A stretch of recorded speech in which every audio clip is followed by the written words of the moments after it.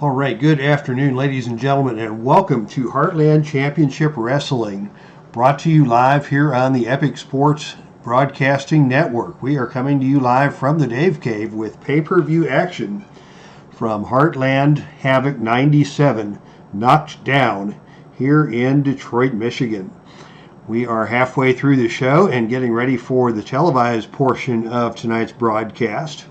So far, we have seen three very exciting matches. The opening bout was a match for the number one contenders position in the Heartland Ladies Tag Team Division, and the team known as Made in Sin, Allison Kay and Taylor Made, defeated the team of Regeneration X, Allison Danger, and Leva Bates. So Allison Kay and Taylor Made have a date with destiny as they will go after the Heartland Ladies Tag Team Championship. Then we saw a Heartland Ladies Championship number one contenders match where Kelly Klein, the awesome powerhouse out of Cincinnati, defeated LuFisto to earn a shot at the title.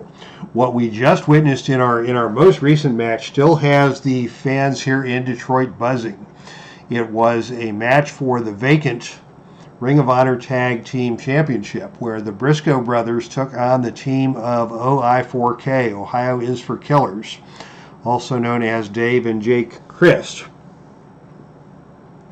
To nobody's surprise, the team of Red Dragon, Kyle O'Reilly and Bobby Fish, showed up to interfere in this match, and they got into it with Mark Briscoe at ringside. But what shocked the fans was when the Christ brothers, Dave and Jake, jumped in and took sides with Red Dragon, and it was Jake Christ who took out Jay Briscoe with the title belt, leaving Jay Briscoe bloodied and dazed in the center of the ring as Mark picked up a steel chair and cleared the ring.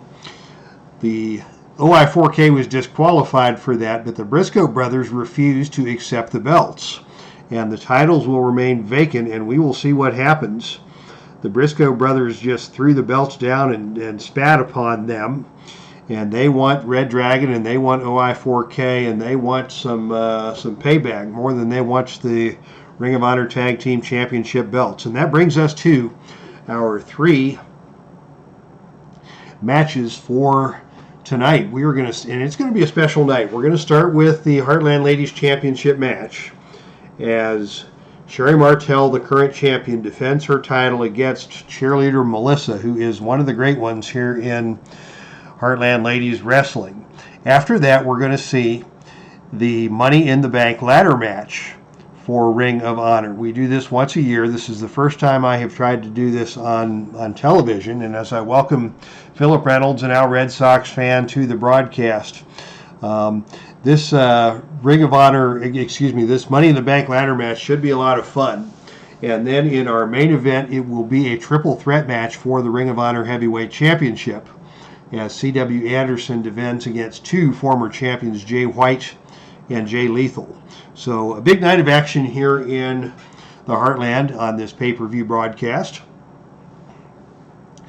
And we're going to start off with the Ladies Championship match, as Sherri Martel is in the ring defending the belt out of New Orleans, Louisiana, 5'7", 144 pounds.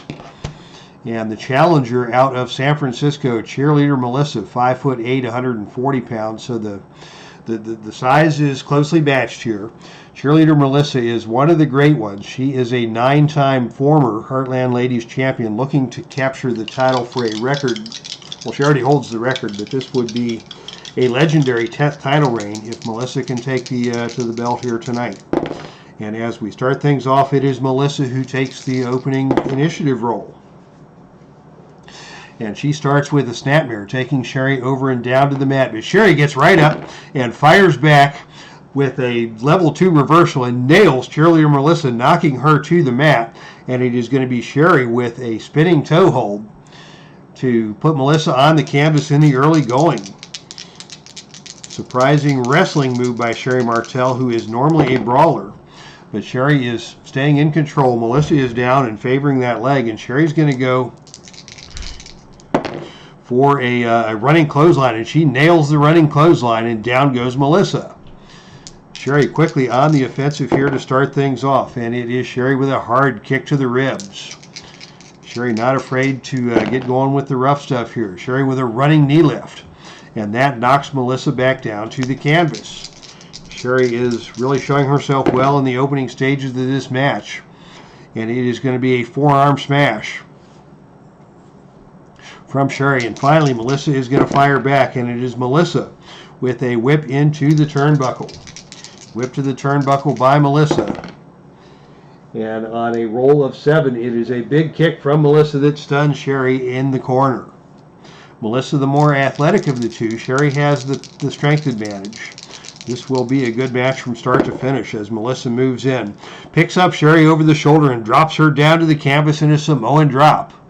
I mentioned the power of Melissa. She showed it there, knocking Melissa down to the mat with that Samoan drop. And now a curb stomp from Melissa. That is a brutal move.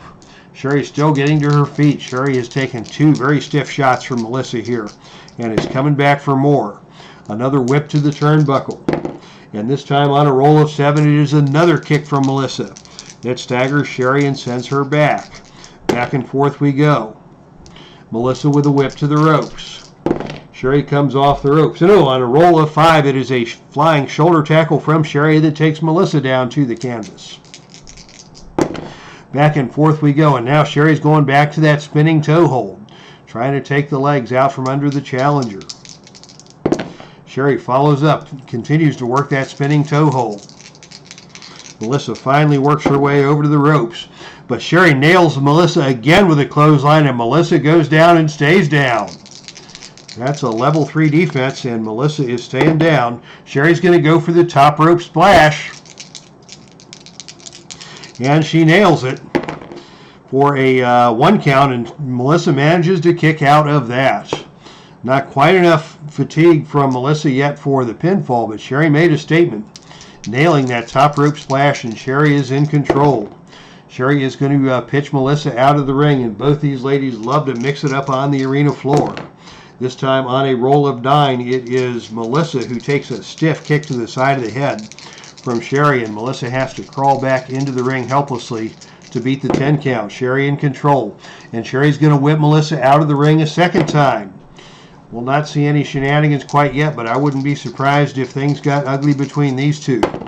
And this time on a roll of 3, it is Melissa who takes over.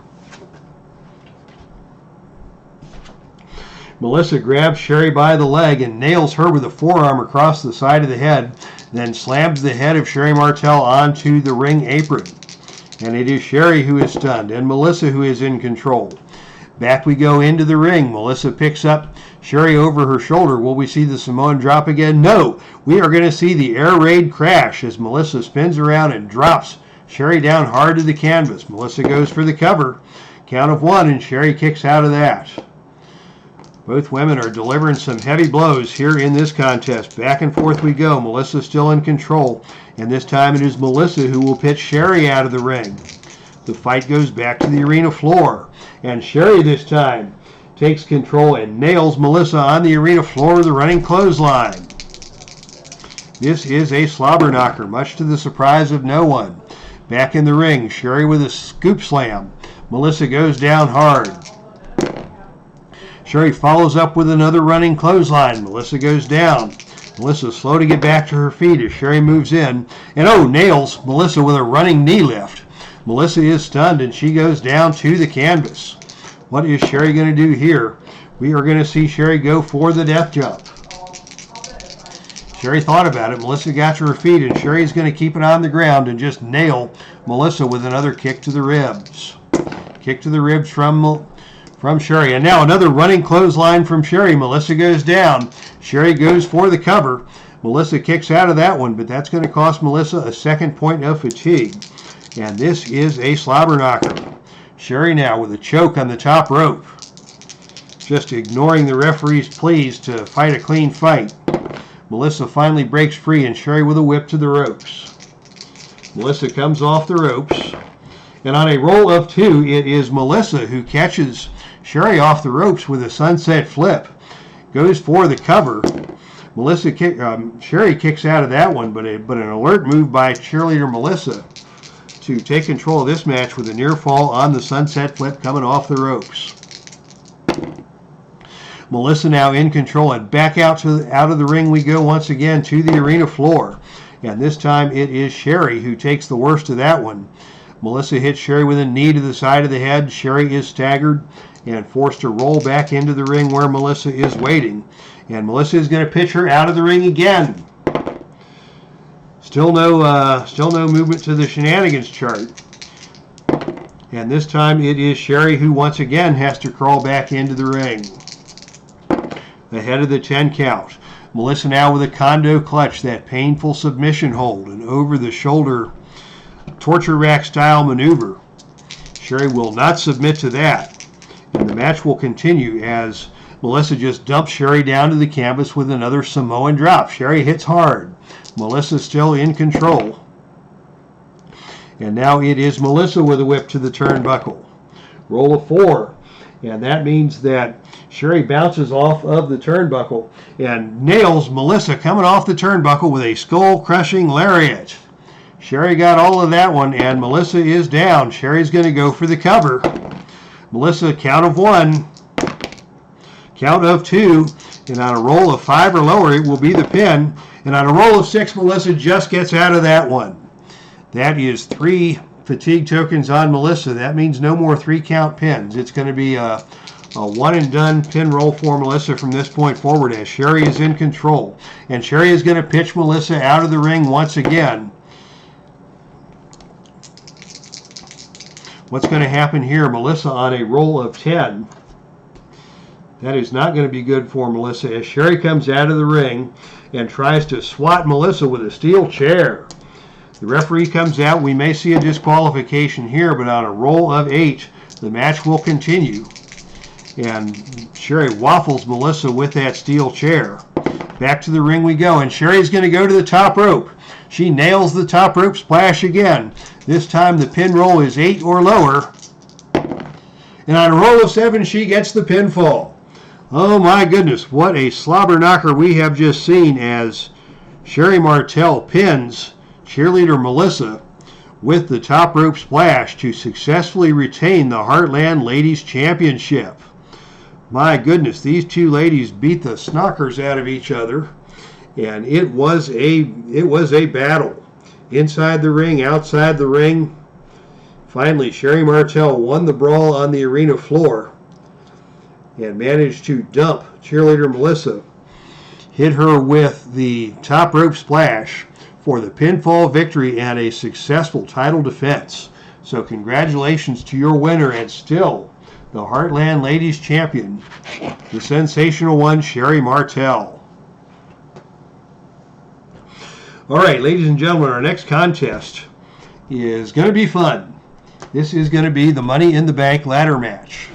And we have a collection of individuals who are going to be hooking up for this match, and the winner will get a shot at the Ring of Honor Heavyweight Championship. We have Adam Cole and Donovan Dijak in this match. Both of these represent the faction known as Takeover. We also have a couple of men from the Ring of Honor Originals, ACH and Brian Danielson, in this match. And finally, 2 guys from the Dynamite stable, Cody Rhodes and Kenny Omega. The rules of the match are as follows. All 6 of these men will battle it out in Battle Royal fashion until one of them hits a pin roll or a finishing hold, and then they can try and set up the ladder. Once the ladder is set up, we have ladders charts. We have this Dave Little homemade Money in the Bank ladder chart where the wrestler on offense can attempt to set up the ladder, and the role of the ladder will be played by this device, which is one of my Play.com cups. This will serve as the ladder, and when the ladder is set up, you'll see the ladder upright on the table. If the ladder happens once the ladder is set up, the wrestler may attempt to climb the ladder, and if the wrestler can get to the top of the ladder and retrieve the contract suspended above the ring, they will be the winner. However, all 5 men can attempt to interfere with the wrestler climbing the ladder, and if the ladder gets knocked over, we'll set the cup down on its end, and the match will resume. Wrestlers may also use tables and chairs as offensive weapons in this match. And when that happens, we have charts set up for those eventualities as well. So that is the background for the Money in the Bank ladder match. And we will see who comes out victorious and wins the opportunity to fight for the Ring of Honor Heavyweight Championship. I'm going to need one more die to make this match happen.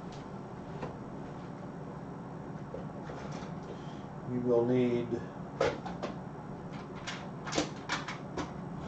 an 8-sider in addition to our 10-sider and 6-siders. So here we go. The way the Battle Royal works in Filsinger games is that all 6 men are kept in a stack right here on the side of the ring, and we randomly select 2 of these men, and they will fight it out, and we'll do rolls to resolve the fight. The action may escalate or it may fizzle out, and if the action fizzles out, we'll put those 2 wrestlers over to the side and take 2 other wrestlers to become the focus of the battle. If guys go out of the ring, that will decrease their ability to interrupt somebody climbing the ladder. And if somebody is incapacitated out of the ring, they may be out of action for several rounds before they can attempt a save. So the secret to this is to knock your opponents out of the ring in some form or fashion and give yourself the opportunity to climb the ladder successfully. So to kick things off, it will be Adam Cole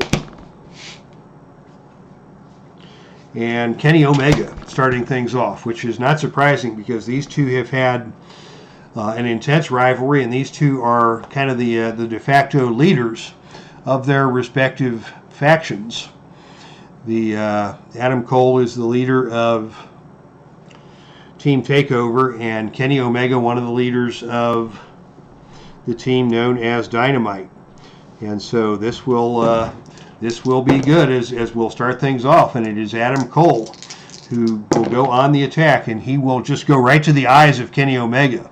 Omega takes a step back, and Adam Cole is going to try a enziguri, and he nails Kenny Omega with the enziguri, and Kenny Omega staggers backward. We'll not use the choice charts on this. We'll just go with the original moves as in the basic game. We will use some of the outer ring and turnbuckle charts as we go along, but the choice chart will not be in play. Adam Cole now with a diving cross body on Kenny Omega. Omega is hurt once again.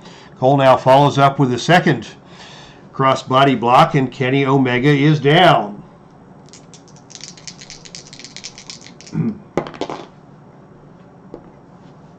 And that means that Adam Cole is going to go for a table.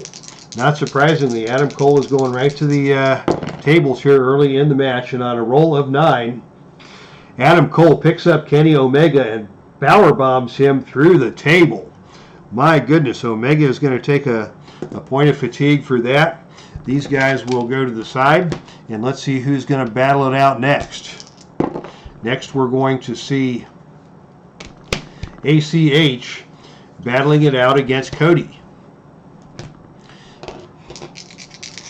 As Kenny Omega has been put through a table, and it is ACH who starts in control with Cody, and ACH hits Cody with a dropkick, and Cody goes down. What's ACH going to do here? ACH is going to go for the best 450 ever, and he nails it. Is ACH going to be able to set up the ladder after hitting Cody with that best 450 ever? The roll is a 5, and that means ACH attempts to set up the ladder, but Cody attacks him and the ladder falls back down to the mat. Cody now has a chance to do some damage to ACH, and he is going to pitch ACH out of the ring. Out of the ring we go. And on a roll of 10, it is Cody who comes out of the ring and whacks ACH with a steel chair at ringside. And these two are now battling outside of the ring. So we'll take a look next at Bryan Danielson and Donovan Dijak in the ring. ACH unable to set up the ladder on the opening encounter. And now it is Bryan Danielson who tries for the rolling elbow on Dijak, but that is a power move, and Dijak is the most powerful man in this match. So Dijak shrugs that one off, and it is going to be Dijak with an axe handle blow onto Danielson. Danielson fires back and nails Dijak with a kick that takes him down to one knee, and Danielson is going to follow that up with a flurry of roundhouse kicks, and Dijak is down. What's Danielson going to do? He's going to go right to the chokehold. and Dijak is hurt. He looks around. He would like to get some help from his buddy Adam Cole in this match, but Cole is out of the ring. So Danielson continues his attack with a whip to the ropes. Dijak comes off the ropes, and Danielson puts him down with a running back elbow. Danielson still in control, and he pitches Dijak out of the ring and dives outside the ring and wipes out Dijak on the arena floor. My goodness, all 5 men now, all 6 men are out of the ring and battling on the arena floor as we reshuffle the deck and start another round. So we almost had the ladder go up in that first series of encounters, but that didn't happen. And now it is going to be Adam Cole mixing it up with Cody. Adam Cole and Cody are the first two back into the ring. Not surprising, because again, this is TakeOver versus Dynamite, and these two feuding factions have been at the center of controversy throughout Ring of Honor in the past few months. And it is Adam Cole who takes advantage against Cody with a hard elbow right to the mush. Elbow to the teeth, and Cody staggers back. Another elbow to the teeth, and this time Cody is going to fire back and just catch Adam Cole with a side headlock, because apparently Cody got tired of his teeth being elbowed. Now Cody is in control as we welcome Salvatore America to the chat room. Hello, hello. Welcome to the Money in the Bank ladder match here in Heartland Championship Wrestling, and it is Cody who nails Adam Cole with the side effect. And Cody is going to follow up with a bulldog that takes that takes Cole down. Cody follows that with a drop down and an uppercut, but Cole is the more athletic of the two men, so Cole is going to dodge out of the way of that one, and he is going to drop Cody to the mat with a reverse DDT, and Cody goes down hard. Cole picks him up and nails Cody with a brain buster to the knee, and Cody is hurt. Cole with another reverse DDT, but this time Cody slips out of the back of that one, and it is Cody who is going to whip Cole into the turnbuckle. Off the turnbuckle comes Adam Cole. On a roll of 5, it is Cole with a skull-crushing lariat that takes Cody down, and Cody is hurt. Cody's slow to get to his feet. Cole follows up with another whip to the ropes. Cody comes off the ropes, and this time he grabs Cole in a sunset flip and power slams Cole down to the canvas. Oh, how about that? Cole has been power slammed. Let's see if Cody can get something done here with the ladder. And on a roll of 7, it is Cody who picks up the ladder and brings it into the ring, but Cole tries to take the ladder away from Cody.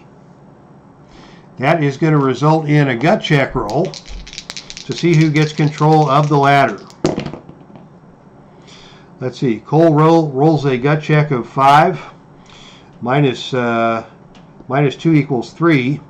And Cody has a much higher cage rating, so Cole wins the, Cody has a worse cage rating. So Cole wins control of the ladder. And let's see what Cole can do with the ladder. On a roll of 4, Cole picks up the ladder, but Cody drop kicks the ladder and knocks Cole out of the ring and down to the arena floor.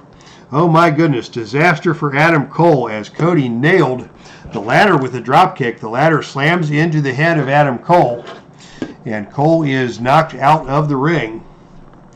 And Cody Rhodes will follow as those two are out of commission for the moment. And we go to our next set of wrestlers, who will be Donovan Dijak and Kenny Omega. Dijak and Omega now are mixing it up. And it is Dijak who gets control first. He tries for the knee drop on Omega, but Omega gets out of the way of that one and drops Dijak to the canvas with a dragon suplex, and Dijak is down. Omega now has a chance to do something with a table. On a roll of 6, Omega sets up a table in the ring, tries to put Dijak through the table, but Dijak slips away. Omega nails Dijak with a kick to the stomach and slams Dijak down to the mat with a stunning DDT. So Dijak didn't go through the table, but Kenny Omega DDTs Dijak.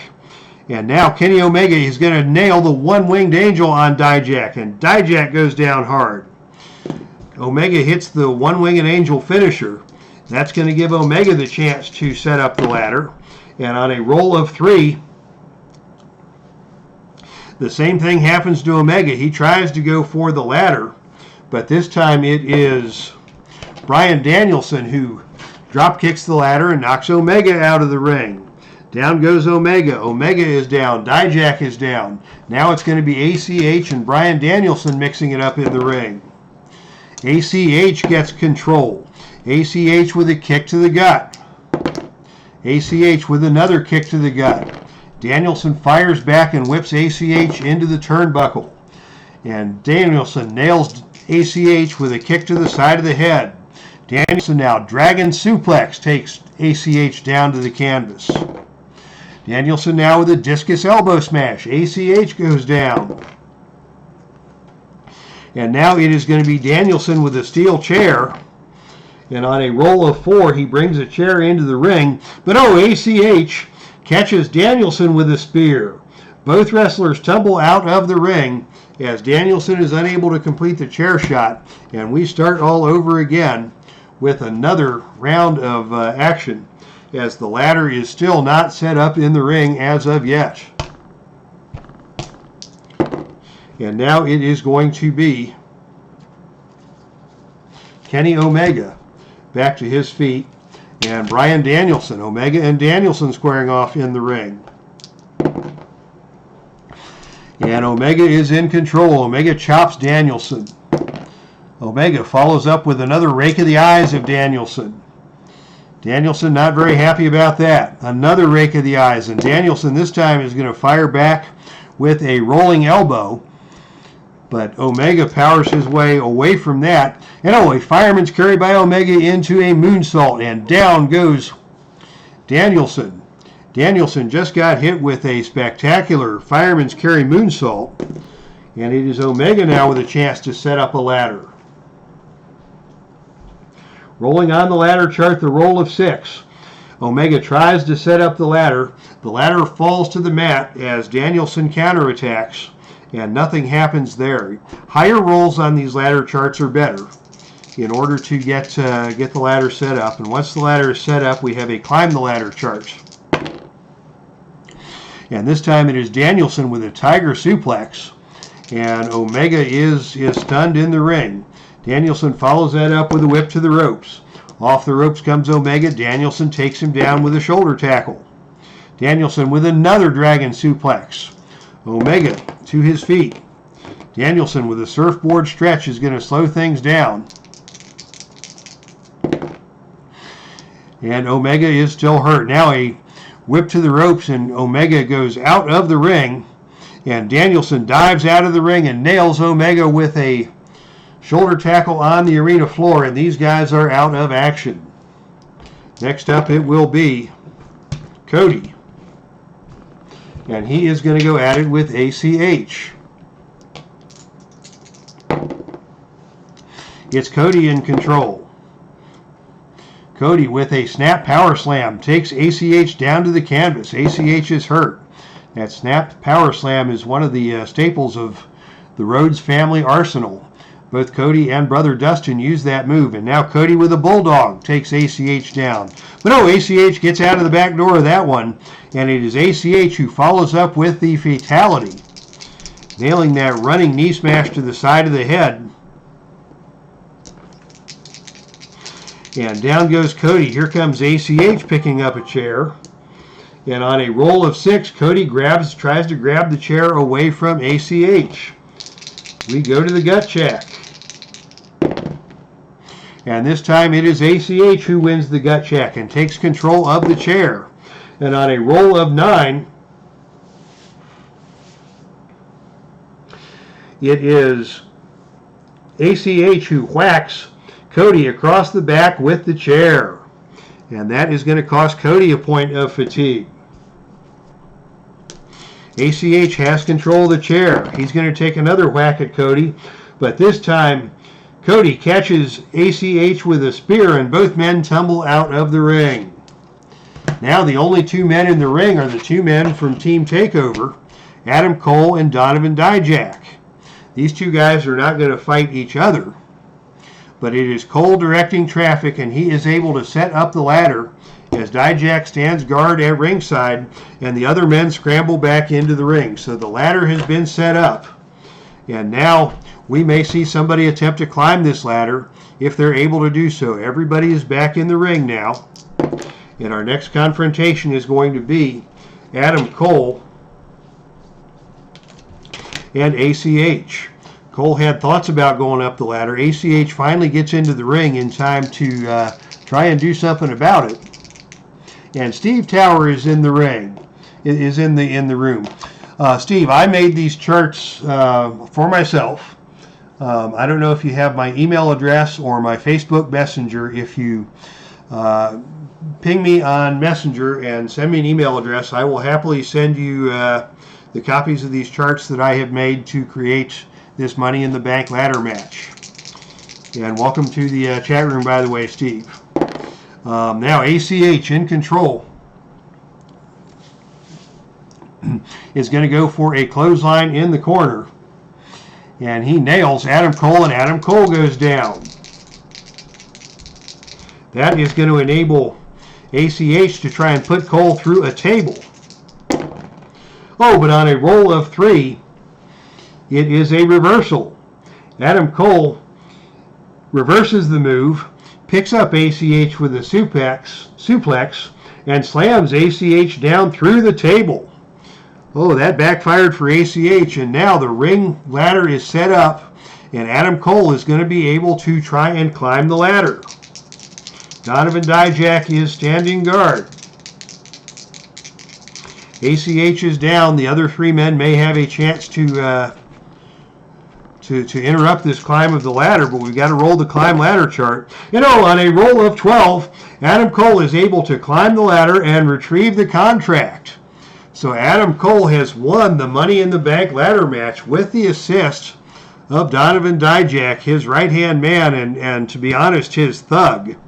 It was Dijak who was able to hold off the other wrestlers on a roll of 12. That is the best of all possible rolls. Adam Cole engineering his way to victory, setting up the ladder, and with the assistance of Donovan Dijak holding the other men in the match at bay, Cole climbs the ladder and retrieves the contract for the Ring of Honor Heavyweight Title Championship opportunity. So congratulations to Adam Cole.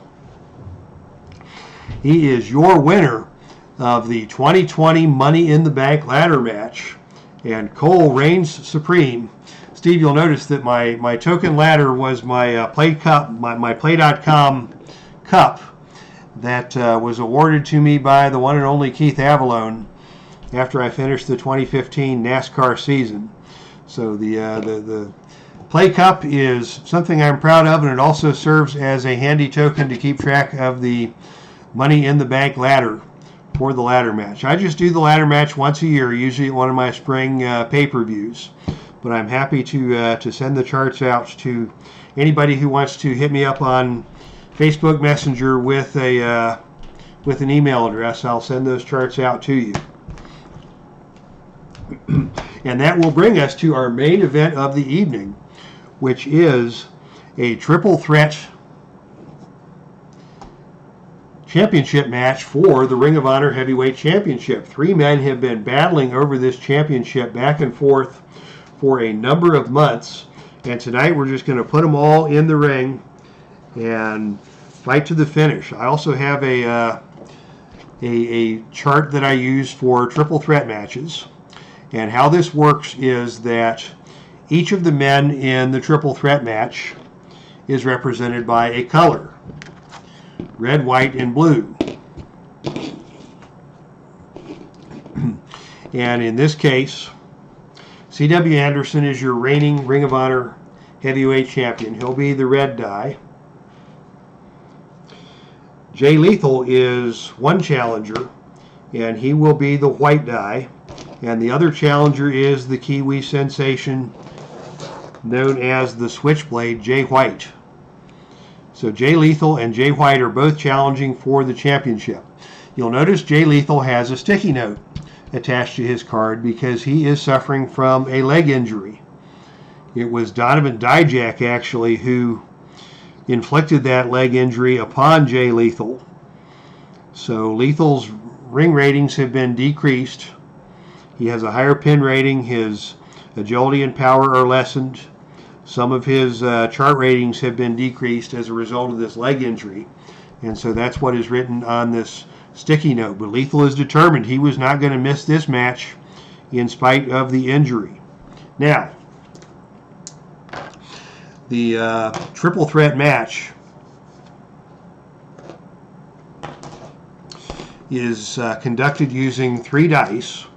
The red die is the wrestler on offense. The white die is the wrestler on defense. And the black die will govern the actions of the third wrestler. So after each move, the red wrestler will execute the move on the white die, and then the black die will either attack the fallen wrestler, attack the wrestler on offense, or just kind of let things go and let the first 2 men continue to battle it out. Whenever there is a pin attempt, the third wrestler can attempt a pin save. And the pin save roll is a roll of 10 or lower minus the number of fatigue tokens. So as the wrestlers accumulate more and more fatigue tokens, it becomes harder and harder for them to make the pin saves. And that adds an interesting dynamic to the match. If action spills out of the ring, we have a table for that as well. So I believe with that we are ready to start things off with tonight's triple threat match. And the opening roll is a red 6 and a white 6 and a black or a blue 2. So when you have doubles high, that means the 2 guys who are the doubles are going to team up on the third wrestler to start off the match. So it is C.W. Anderson and Jay Lethal who team up on Jay White with a double team. So Jay White is taking a beating here, and it is going to be Jay Lethal now who, after the double team, attacks C.W. Anderson. So the 2 men knock down Jay White, and Jay Lethal turns and attacks C.W. Anderson. And it is Lethal who tries for the low blow, and he nails C.W. Anderson with a low blow. That is shocking. And C.W. Anderson on a roll of 6, that's a down 3. On a roll of 1, Jay White's going to not interfere. So now we have Jay Lethal attacking C.W. Anderson on level 3 offense right off the bat. So smart move by Jay Lethal. He helped with the double team on Jay White, then turned on C.W. Anderson with a low blow to take control. And it is going to be Jay White with the Koji Clutch, a submission style move on C.W. Anderson. And Anderson may be forced to submit, but before the submission roll, Jay White can attempt a pin save. And since he has 0 points of fatigue on 10 or lower, Jay White is able to interrupt the submission hold. And sure enough, on a roll of 5, Jay White is able to prevent Jay Lethal from scoring the submission. But by result of the submission hold being applied, C.W. Anderson takes a point of fatigue. Now we go to the after the pin table on the triple threat match chart to see what Jay White is going to do after the pin save. And on a roll of 5, Jay White is going to step away, and Jay Lethal will continue his attack on C.W. Anderson. Still on level 3 offense. So White prevented the submission, but he is not going to try and prevent Lethal from continuing his beating on C.W. Anderson. This time on a roll of 3, that is the Lethal combination. Good move by Jay Lethal, taking Anderson down to the canvas. Anderson is hurt. And this time on a roll of 5, it is going to be Jay White jumping in and attacking C.W. Anderson. So White is going to attack Anderson this time. White taking the offensive on level 2 offense. And it is White with a brain buster. Anderson is hurt. Lethal stands back. White on level 2 offense against Anderson. White with a Russian leg sweep. Anderson is hurt. And this time it is going to be Lethal jumping in and attacking Anderson on level 2 offense. So now it is C.W. Anderson who is on the receiving end of the double team. Lethal now delivers a springboard DDT. Oh, and Anderson gets a level 1 reversal. Jay White stays back, and it is Anderson attacking Jay Lethal now. Anderson, on a roll of 6, is able to connect with a short arm scissors on Jay Lethal, and Jay Lethal is hurt. Anderson continues his attack on level 2 offense, and now he hits the falling arm breaker. Anderson going to work on the arm of Lethal. And this time Lethal is down, and he is going to leave the ring. So what's going to happen on the leave the ring chart? This is another chart, another table on the triple threat match chart. When action spills out of the ring, let's see what happens. Roll of 6. Oh, Anderson and Lethal are going to leave the ring battling, and Jay White is going to attempt a dive on both opponents outside. What's going to happen here? And on a roll of 4, Jay White connects. He takes out both Jay Lethal and C.W. Anderson. Both men take a point of fatigue for that, as Jay White with a daring suicide dive out to the arena floor. Jay White now can pick whichever wrestler he wants to attack. He is going to attack C.W. Anderson back in the ring, leaving Jay Lethal at ringside. Jay White now on the attack, and he hits the Kiwi Crusher. He just hit his finisher on C.W. Anderson. Now Jay White has the opportunity to go for the pin. Jay Lethal can try a pin save. That's going to take a roll of... Jay Lethal is out of the ring, so we add 1 to this. So it's going to be 10 minus 2 for Jay Lethal. He's going to need an 8 or lower to interrupt the pinfall.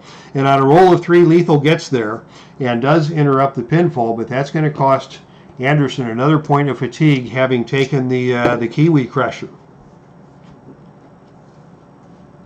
Following the pin attempt, Lethal is able to interrupt the pin, but Jay White remains on offense. And it is Jay White now with a dive off the middle rope onto Anderson. And Anderson is hurt. Jay White continues on the attack. And Jay White takes Anderson down in the Muda Lock. Tries to go for that Muda Lock submission hold, and Anderson escapes that and leaves the ring. What's going to happen now? On a roll of 5, it is going to be Jay White attempting a dive onto Anderson outside of the ring. And this is going to take us to the suicide dive chart. And on a roll of 7, it is Jay White who comes over the top rope with a slingshot plancha, sending the opponent into the guardrails. White throws Anderson back into the ring. What's Lethal going to do? This time Lethal is going to get involved. And Lethal is going to jump on C.W. Anderson. Anderson is hurt. Lethal is going to try and take advantage. And it is Lethal who is going to pitch Anderson back out of the ring. So White pitches Anderson into the ring. Lethal pitches Anderson right back out of the ring. And on an out-of-the-ring roll of 4, it is going to be White at ringside attacking Lethal in the ring. So Lethal pitches Anderson out of the ring. Jay White comes into the ring and attacks Jay Lethal. And it is White with an arm trap spike DDT on Jay Lethal, and Lethal goes down.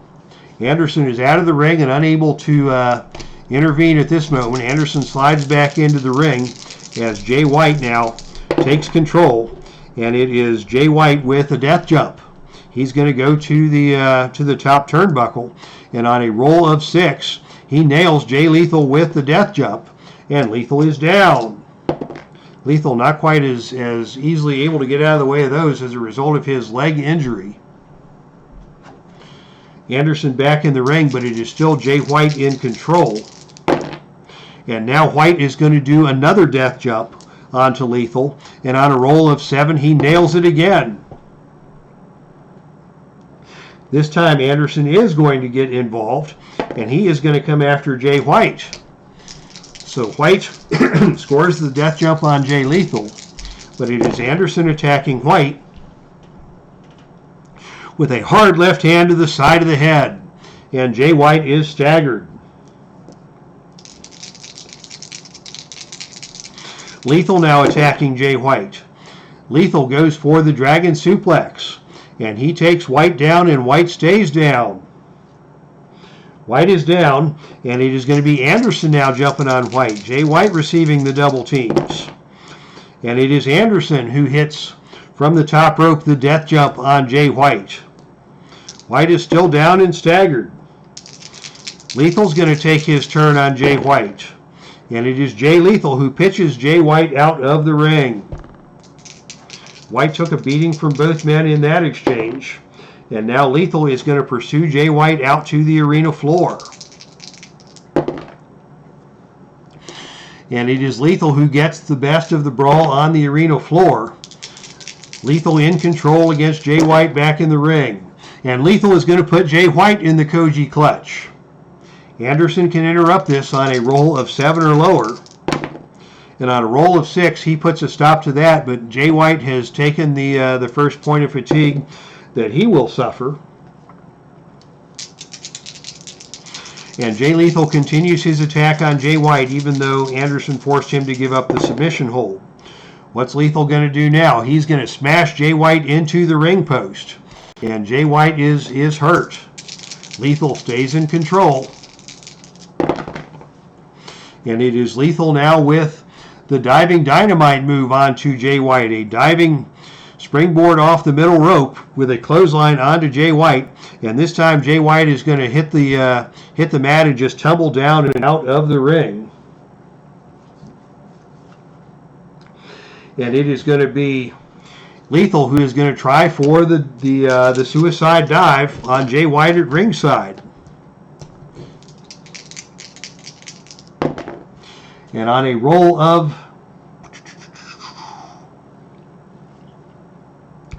5, Jay White comes over the top. Jay Lethal comes over the top rope with a slingshot plancha, sending Jay White into the guardrails. Jay White is stunned, and Jay Lethal stays on the attack. Lethal pitches White back into the ring, where it is Lethal who goes for another smash into the ring post. Lethal keeping up his attack on Jay White as C.W. Anderson stays back for the moment. Lethal with another dragon suplex that takes White down to the mat. White is hurt. Lethal continues his attack. Lethal with the figure 4 leg lock. Figure 4 leg lock on Jay White. White is still hurt. This time Anderson is going to get involved.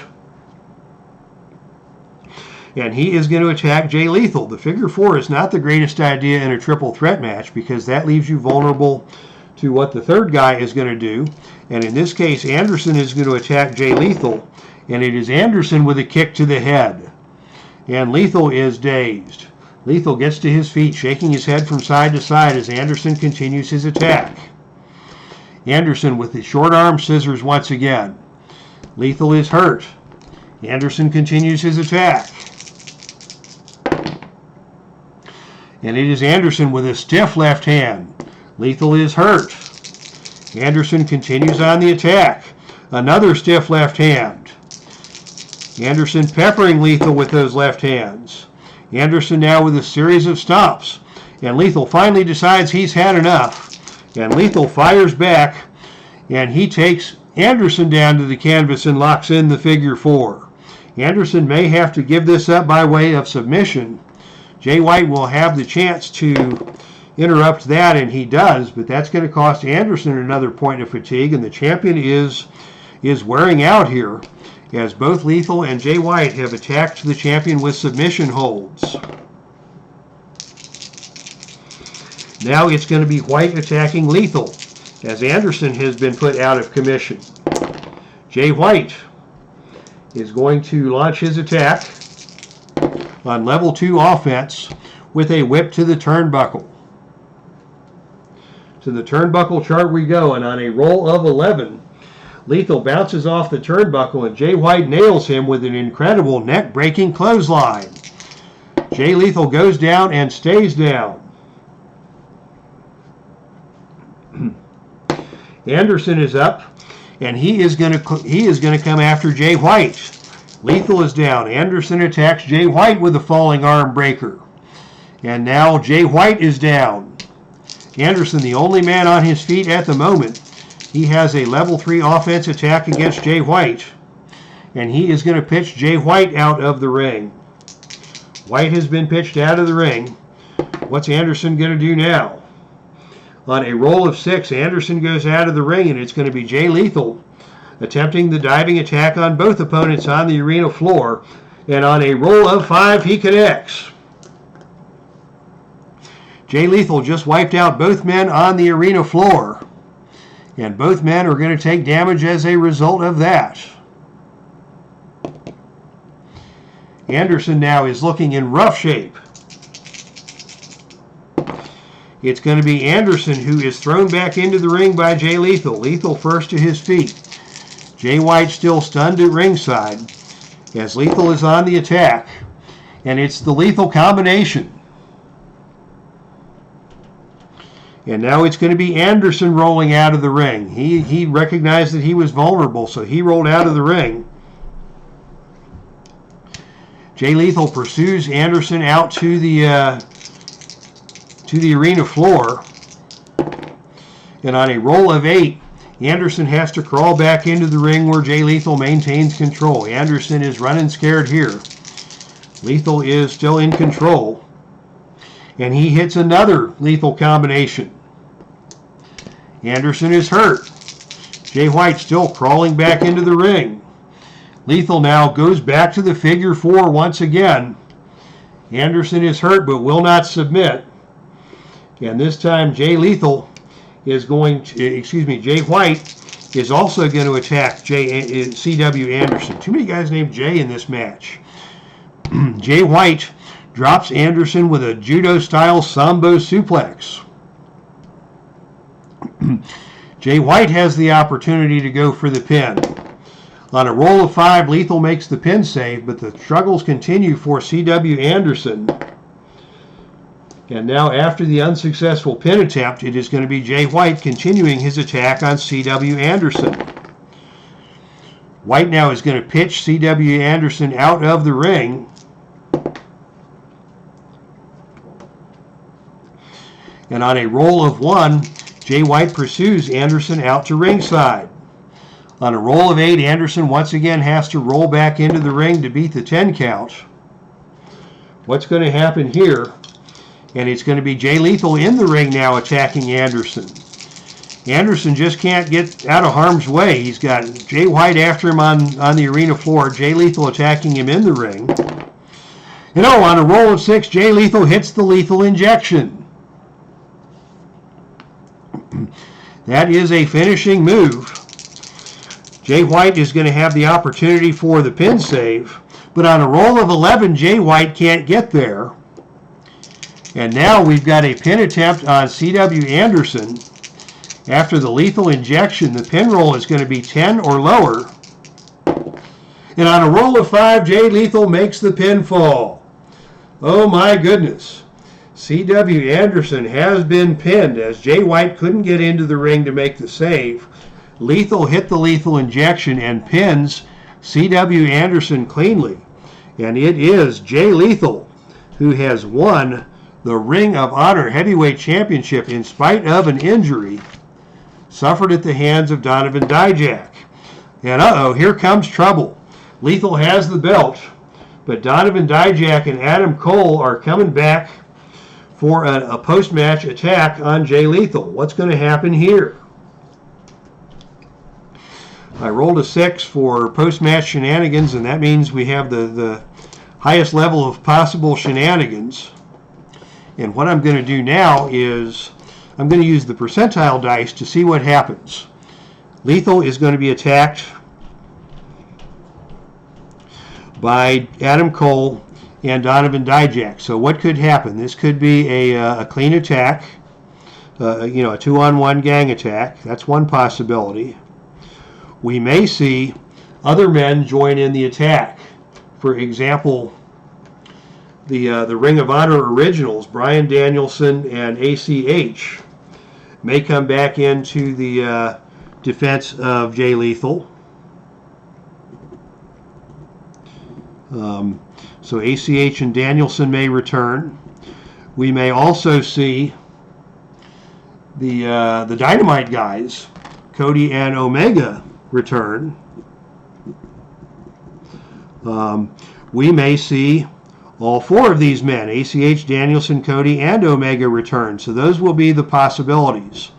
Now, the most likely thing to happen would be ACH and Danielson coming to the rescue, because they certainly would have that. So we'll give that a bonus. The odds of a 2-on-1 attack uninterrupted would be smaller. So we've got 4 possibilities. Each would be worth 25%. We're going to make this 30%, 0-1 to 30. Cody and Omega coming by themselves would be 25%, so that'll be 31 to 55. All 4 men would be 25%, so 56 to 80. And the chances that this will be a 2-on-1 attack are only 20%, so that'll be 81 to 0-0. Now we roll the percentile dice to see what happens. And the percentile dice roll is an 86. And sure enough, that is just the 2-on-1 attack. So whatever was happening backstage, nobody else saw Cole and Dijak coming. And it is going to be a 2-on-1 attack for Cole and Dijak against Jay Lethal. I have a table for this. And on a roll of 8, Lethal is able to man up and fight off both the attackers with a steel chair. Or no, I'm sorry, that would take a roll of 12. I'm going to have to jump over to my desktop computer momentarily here to see what happens on a roll of 8 on the gang attack chart. Heidi ho, where do we go? So stay with me, fans. I apologize for the delay, but on the